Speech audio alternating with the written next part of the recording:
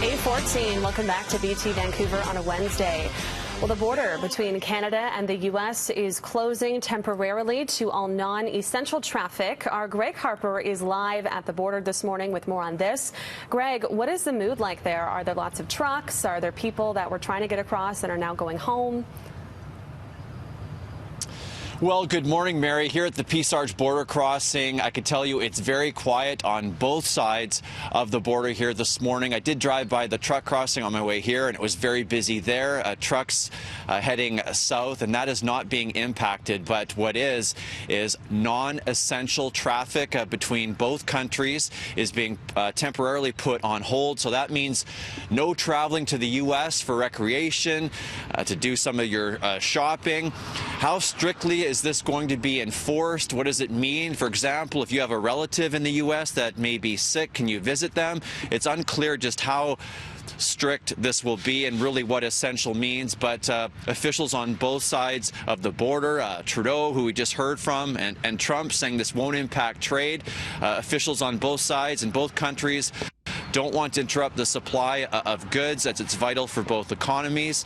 Not long ago, Justin Trudeau from Ottawa had this to say about this, a pretty big measure as officials try and stop the spread of COVID-19.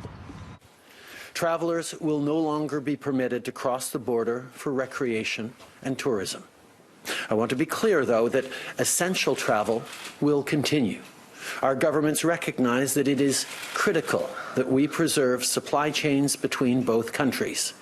These supply chains ensure that food, fuel, and life-saving medicines reach people on both sides of the border. Supply chains, including trucking, will not be affected by this new measure. Canadians and Americans cross the border every day to do essential work or for other urgent reasons. That will not be impacted. Now, earlier on the show, we spoke to News 1130's Peter Wagner, who actually lives in Ferndale, Washington, and he's already noticed a big difference south of the border. Well, just for context, for people who might not know where Ferndale is, we're about halfway between the border and Bellingham, kind of tucked up against the Nooksack River.